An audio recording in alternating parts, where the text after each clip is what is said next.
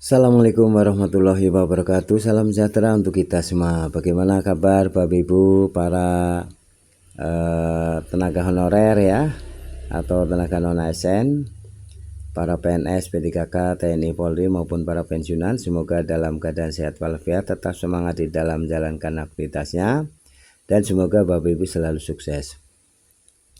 Ada berita yang menggembirakan dan sekaligus ini sebagai pencerahan ya untuk para tenaga honorer. Nah, di mana tenaga honorer ini sedang ditata ya, penataannya hingga Desember 2024, dan untuk langkah berikutnya bagi yang tidak mendapatkan kesempatan untuk diangkat menjadi P3K penuh waktu atau full time, ini akan diangkat menjadi P3K part time ya. Salam jumpa kembali dengan saya dari channel Praitno Berbagi. Silakan untuk memberikan subscribe, like, isi komentarnya. Pada kali ini saya hadir untuk menyampaikan informasi tentang Undang-Undang ASN resmi berlaku per Januari 2025. Honorer, GTT, PTT, non-ASN dihapus. Seluruh honorer pasti diangkat P3K dan terima NIP. Nah, seperti apa ya, benarkah? Mari kita simak bersama informasi selengkapnya. Namun sebelumnya silakan Bapak Ibu untuk memberikan subscribe, like, isi komentarnya. Mari kita simak info selengkapnya. Lengkongayobandung.com setelah disahkan dan ditandatangani oleh Presiden ke-7 ya, Joko Widodo pada 31 Oktober 2023, Undang-Undang Sipil Negara atau Undang-Undang ASN ya, nomor 20 tahun 2023 resmi berlaku. Salah satu hal yang diatur dalam Undang-Undang ASN nomor 20 tahun 2023 adalah soal tenaga honorer yang harus diselesaikan melalui seleksi pegawai pemerintah dengan perjanjian kerja atau P3K. Ketentuan ini telah diatur secara resmi pada bab 8 ya.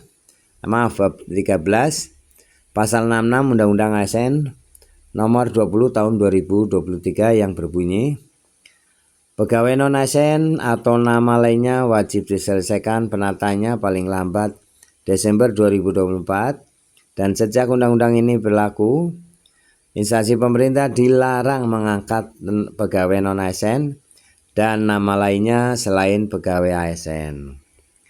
Sementara itu, pada pasal 65 ya, Undang-Undang ASN nomor 20 tahun 2023 tertulis bahwa pejabat pembina kepegawaian dan pejabat lainnya di instansi pemerintah dilarang mengangkat tenaga honorer atau pegawai non-ASN untuk mengisi jabatan ASN.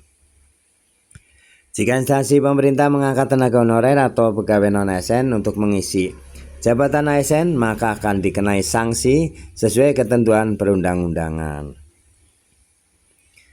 Kebijakan penghapusan tenaga honorer atau nama lainnya seperti guru tidak tetap GTT, pegawai tidak tetap PTT, maupun non-ASN resmi berlaku per Januari 2025. Sejalan dengan kebijakan tersebut, pemerintah kota nah ini salah satu di kota di Pekalongan juga memastikan bahwa pihaknya tidak akan lagi mengangkat honorer GTT, PTT, non-ASN atau nama lainnya untuk mengisi jabatan ASN. Nah, ini Rusmani ya Budiarto selaku Kepala Bagian Kepegawaian Pengembangan Sumber Daya Manusia BPKSDM Kota Pekalongan mengatakan bahwa ada sebanyak 1.296 tenaga honorer di lingkungan Pemkop Pekalongan ya yang bersaing untuk mendapatkan 150 formasi P3K 2024. Menurutnya seluruh honorer dengan kriteria masa pengabdian tanpa putus minimal 2 tahun, baik itu yang sudah masuk dalam database Badan Pegawai Negara atau yang tercecer ya, diharapkan bisa mengikuti seleksi P3K. Mereka semua akan diangkat P3K dan mendapatkan nomor induk pegawai atau NIP. Itu karena per Januari 2025 tidak lagi adanya namanya honorer pegawai tidak tetap PTT, guru tidak tetap PTT, dan maupun non ASN ya. Lebih lanjut, Kepala BPKSDM Kota Pekalongan menjelaskan bahwa hanya 150 tenaga honorer yang akan diangkat menjadi ASN berstatus P3K penuh waktu.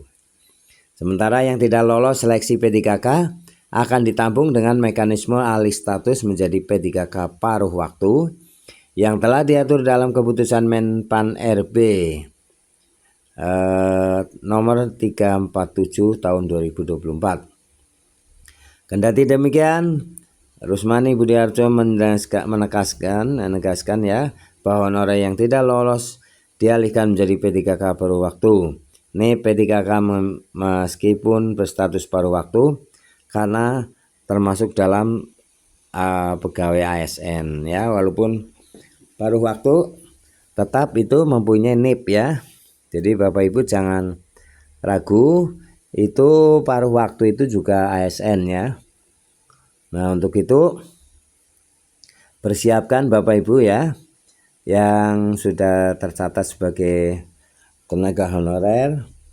Ini harus menyadari bila mana nanti ditempatkan menjadi diangkat menjadi P3K paruh waktu ya.